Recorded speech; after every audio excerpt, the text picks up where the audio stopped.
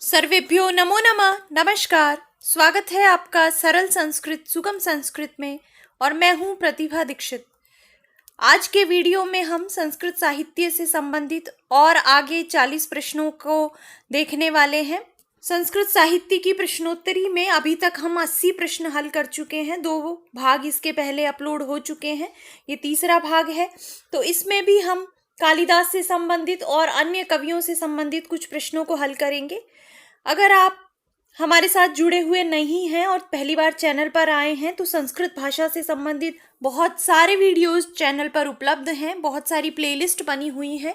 तो अगर आप संस्कृत भाषा से तैयारी कर रहे हैं तो आप प्लेलिस्ट पर जाकर, चैनल पर जाकर वीडियोस की मदद से अपनी तैयारी कर सकते हैं। अगर आपने अभी तक चैनल को सब्सक्राइब नहीं किया है तो चैनल को सब्सक्राइब कर लीजिए और बेल आइकन को प्रेस करना बिल्कुल मत भूलिए ताकि आगे जो भी वीडियोस अपलोड हो आपको उनके नोटिफिकेशंस मिल सके। तो आइए प्रारंभ करते हैं। पहला प्रश्न है, इंदुमती स्वयंवर का वर्णन कौन से काव्य में है? नैष्ठिय चरितम, रघुवंशम, कुमार संभवम या फिर सौंदर्य नंदम? तो यहाँ पर सही उत्तर हो जाएगा रघुवंशम।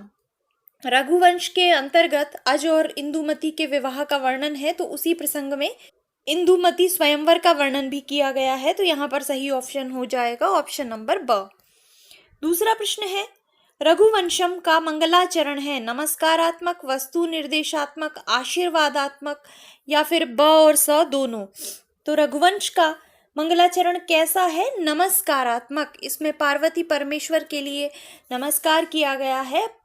वागर्थौ इव संपृक्तौ, इस प्रकार से जो पद्य है, तो यहाँ पर सही हो जाएगा ऑप्शन नंबर अ। तीसरा प्रश्न है, संचारिणी दीपशिखेव रात्रौ व्यतियाय यम यम पतिवराम सा, ये जो पद्य है ये वर्णन रघुवंश के कौन से सर्ग में है? प्रथम, द्वितीय, चतुर्थ या षष्ठ? तो यहाँ पर सही ऑप्शन हो जाएगा ऑप्शन नंबर द। षष्ठ सर्ग में, छठे सर्ग में इंदुमती के स्वयंवर के प्रसंग में ये पद्य कालिदास के द्वारा लिखा गया है, जिनके के आधार पर कालिदास को दीपशिखा कालिदास भी कहा जाता है। अगला प्रश्न है, रघुवंशम में दिलीप के द्वारा सेवित नंदिनी गाय ने किस रूप में दिलीप की परीक्षा ली? व्याघ्र के रूप में, व्याध के रूप में, सिंह के रूप में या असुर के रूप में? तो क्या सही उत्तर हो जाएगा यहाँ पर? यहाँ पर सही उत्तर होगा ऑप्शन नंबर स।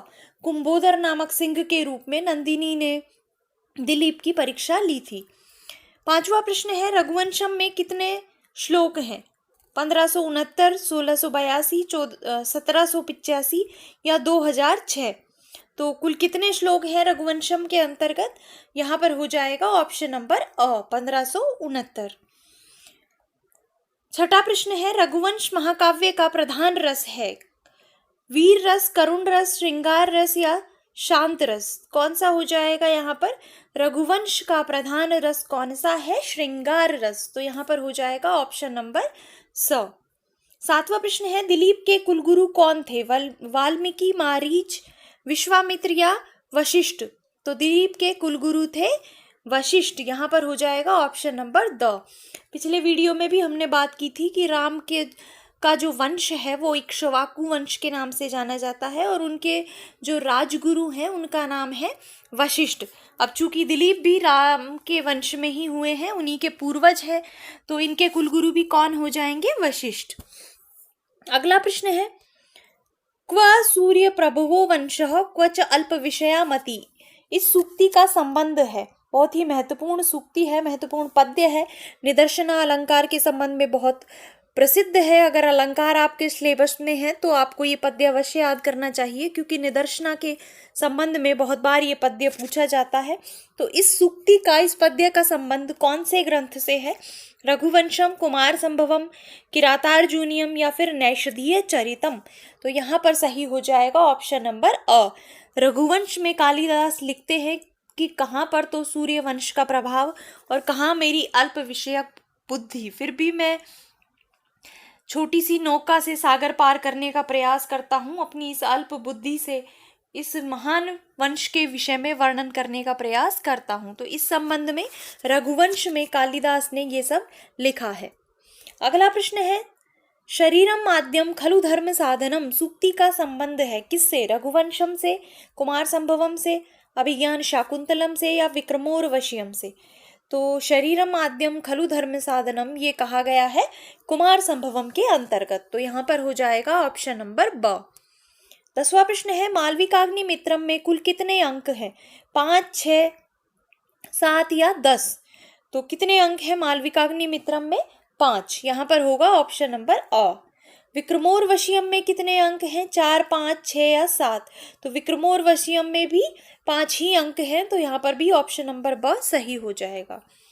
अगला प्रश्न है विक्रमोर्वशीयम किस श्रेणी का काव्य है? महाकाव्य है, नाटक है, रूपक है या त्रोटक है? तो विक्रमोर्वशीयम जिसमें कि 5 अंक हैं, ये त्रोटक श्रेणी का काव्य है जिसमें कि देव और मनुष्य की कथा एक साथ चलती है। यहाँ पर ये जो मनुष्य हैं विक्रम, राजा विक्रम, इनकी उर्वशी जो कि अप्सरा है उनके साथ प्रणय कथा का वर्णन है और उसी के आधार पर इसको त्रोटक की श्रेणी में रखा गया है। त्रोटक एक प्रकार का उपरूपक है। रूपक और उपरूपकों के विषय में भी हम विस्तृत रूप से चैनल पर पढ़ चुके हैं कि क्या रूपक होते हैं, कितने प्रकार के होते हैं, क्या क्या उनकी विशेषताएं होती हैं। इसी प्रकार जो महत्वपूर्ण उपरूपक हैं उनके विषय में भी हमने पढ़ा है। अगर आप इनके संबंध में जानना चाहते हैं तो इससे संबंधित वीडियो आपको लौकिक साहित्य की प्लेलिस्ट में मिलेगा, आप वहाँ से देख सकते हैं। अगला प्रश्न है ऋतु संहार में कितने पद्य हैं? 72, 128, 144 या 204? तो कितने पद्य हैं ऋतु संहार के अंतर्गत? 144। यहाँ पर हो जाएगा ऑप्शन नंबर स। 14वां प्रश्न है यांचा मोघा वरम अधिगुणे नाद में लब्ध कामा सूक्ति का संबंध है किससे? रघुवंशम, कुमार संभवम, मेघदूतम या ऋतु संहार? तो ये सूक्ति कहाँ कही गई है? मेघदूतम के अंतर्गत। तो यहाँ पर हो जाएगा ऑप्शन नंबर स। 15वां प्रश्न है न रत्नम अन्विष्यति मृग्यते ही तत् सूक्ति का संबंध है रत्न ढूंढता नहीं है किसी को, उसको ढूंढा जाता है। ये सूक्ति का संबंध किससे है? कुमार संभवम, रघुवंशम, बुद्ध चरितम या मेघदूतम? तो इस सूक्ति का संबंध है कुमार संभवम से। यहाँ पर हो जाएगा ऑप्शन नंबर अ। 16वां प्रश्न है न धर्म वृद्धिषु वयः समीक्ष्यते जो धर्म वृद्ध होते हैं अर्थात धर्म के कारण जो वृद्धता को प्राप्त हो जाते हैं, गुरुता को प्राप्त होते हैं, उनकी आयु नहीं देखी जाती। ये कहाँ पर लिखा गया है, कहाँ से ली गई है ये सूक्ति? रघुवंशम, कुमार संभवम, नैष्ठीय चरितम या किरातार्जुनीयम? तो यहाँ पर सही उत्तर हो जाएगा कुमार संभवम, ऑप्शन नंबर ब।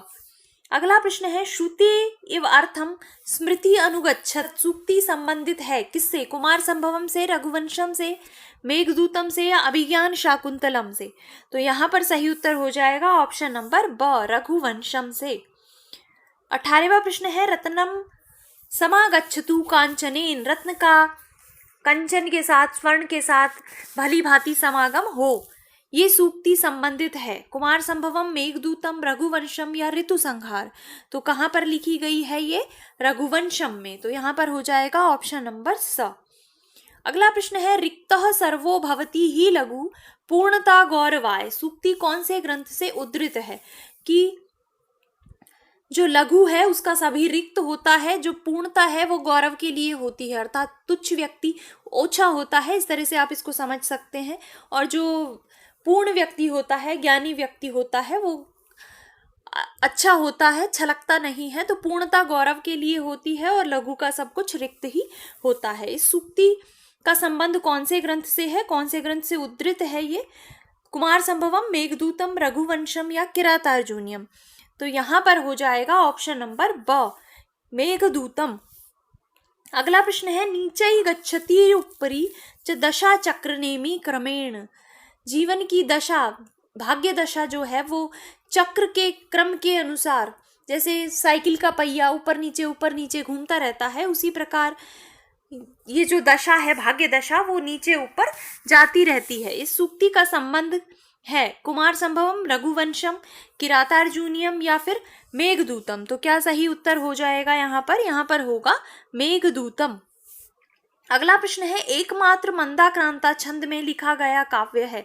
ऐसा काव्य जिसमें केवल मात्र मंदाक्रांता छंद का प्रयोग किया गया है, वो कौन सा है? कुमार संभवम, ऋतु संहार, मेघदूतम या कोई नहीं? तो यहाँ पर सही उत्तर हो जाएगा ऑप्शन नंबर स, मेघदूतम। 22वां प्रश्न है, मेघदूत में कुल कितने पद्य हैं? 72, 115, 144 या 700? तो मेघदूतम में कितने पद्य हैं? 115। अगला प्रश्न है, मेघदूत का विभाजन कितने भागों में किया गया है? 2, 3, 4 या 6? तो यहाँ पर सही उत्तर हो जाएगा ऑप्शन नंबर अ। मेघदूत को पूर्व मेघ और उत्तर मेघ इन दो भागों में विभाजित किया गया है। अगला प्रश्न है, मेघदूत में विरही यक्ष कौन से पर्वत पर निवास कर रहा था? विंध्याचल पर्वत पर, राम सरोवर पर, पंपा सरोवर पर या फिर रामगिरी पर?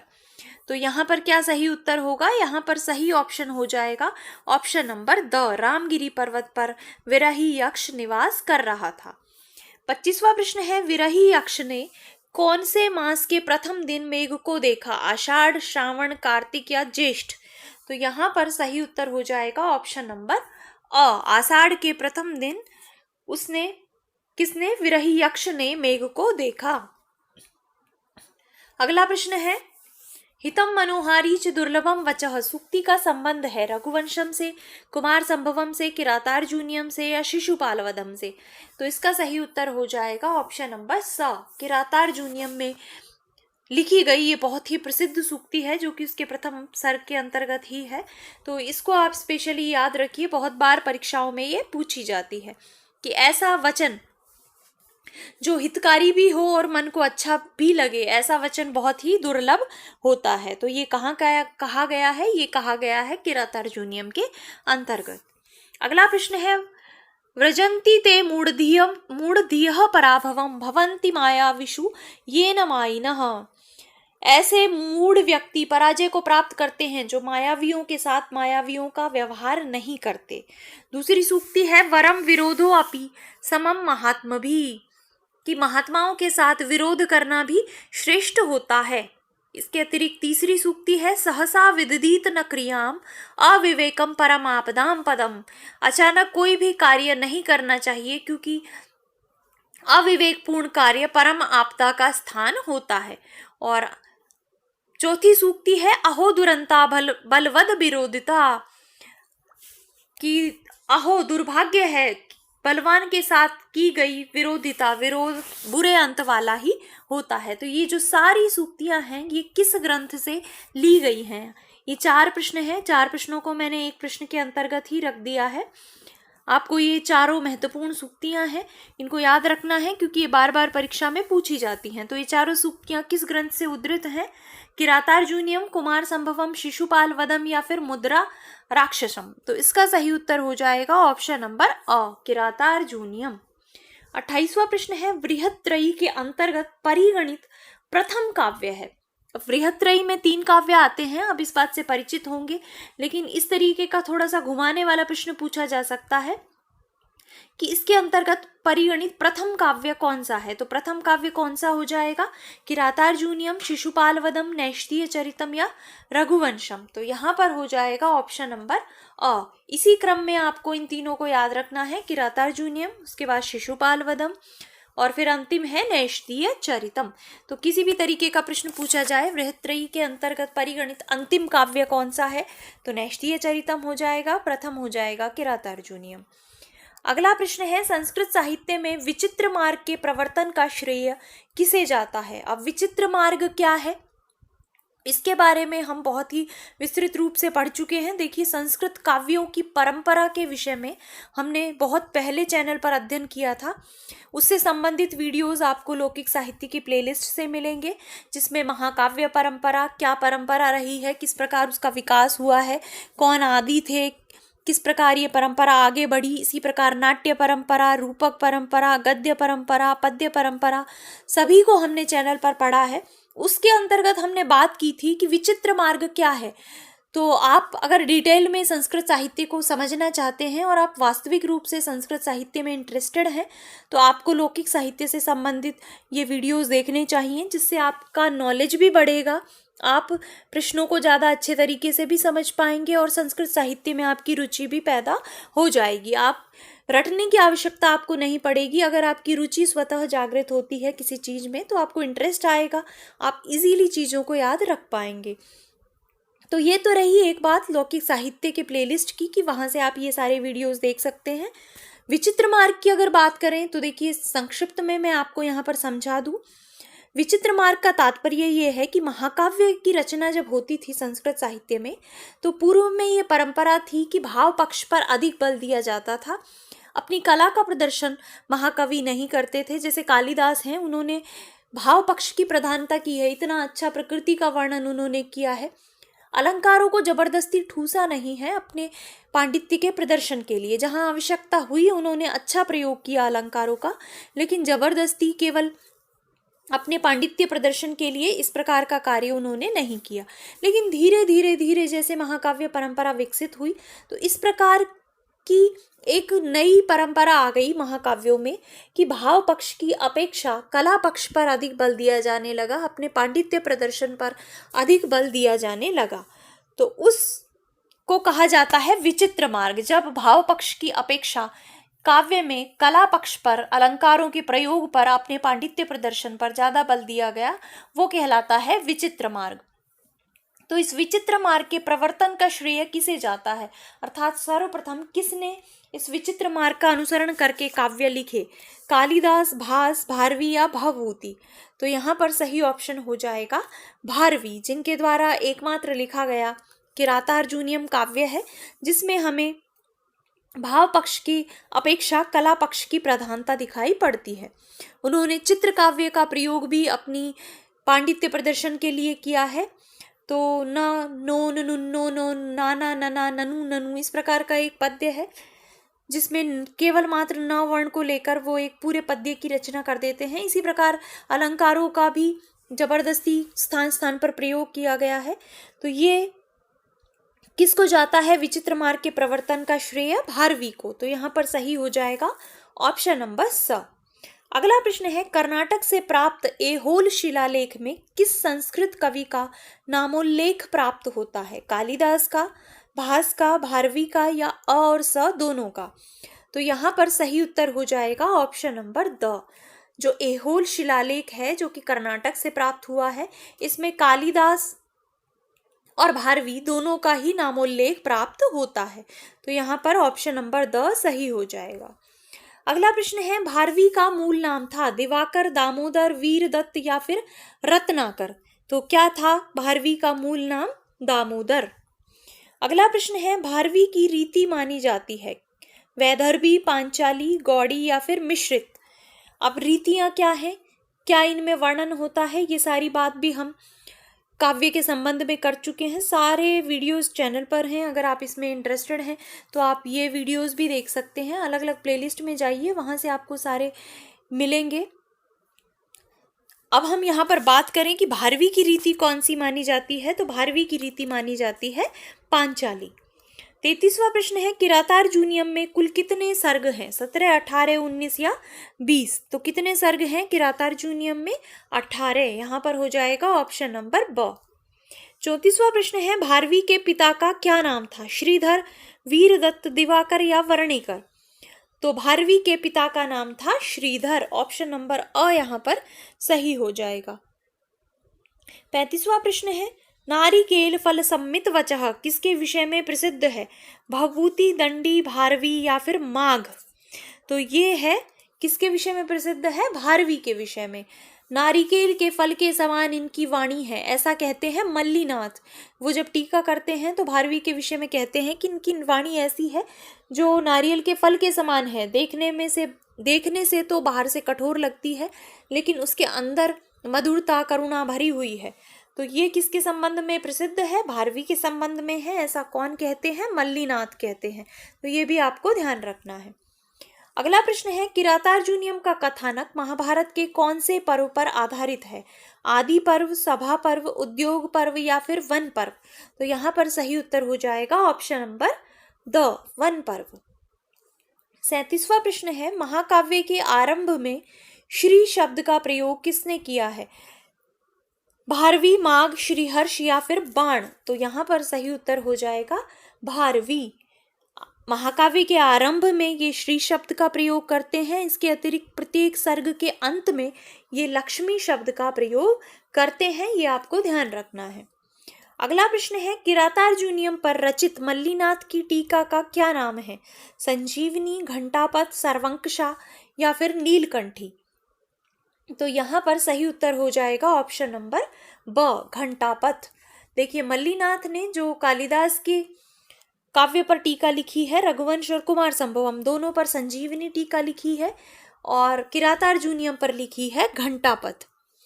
अगला प्रश्न है, किरातार्जुनीयम के नायक कौन हैं? युधिष्ठिर, किरात वेशधारी शिव, अर्जुन या फिर इंद्र?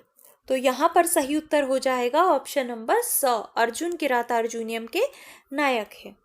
और आज का अंतिम प्रश्न है, किरातार्जुनीयम की कथा के अनुसार अर्जुन ने कौन से पर्वत पर तपस्या की? कैलाश, इंद्रकील, विंध्याचल या चित्रकूट? तो क्या सही उत्तर होगा यहाँ पर? यहाँ पर हो जाएगा ऑप्शन नंबर ब, इंद्रकील पर्वत पर। तो इस तरह से ये 40 प्रश्न हैं। आशा है ये आपको अच्छे लगे होंगे। अगर आपको ये सच में अच्छे लगे हैं तो आप वीडियो को लाइक कर दें, अपने और मित्रों के साथ भी इसे अधिक से अधिक शेयर करें। इसके अतिरिक्त अगर आपके कोई सुझाव हैं या आपको कोई डाउट है तो आप कमेंट कर सकते हैं। इसके साथ ही आज के इस वीडियो को यहीं पे समाप्त करते हैं। मिलते हैं नेक्स्ट वीडियो में। धन्यवाद।